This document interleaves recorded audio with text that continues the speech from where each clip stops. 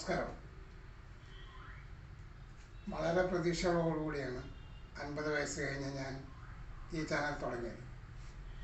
പക്ഷേ ഇതിന് വ്യൂസും ലൈക്കും സബ്സ്ക്രിപ്ഷനൊക്കെ കുറവായതിന് ആദ്യമൊക്കെ വളരെ വിഷമമുണ്ടായിരുന്നു.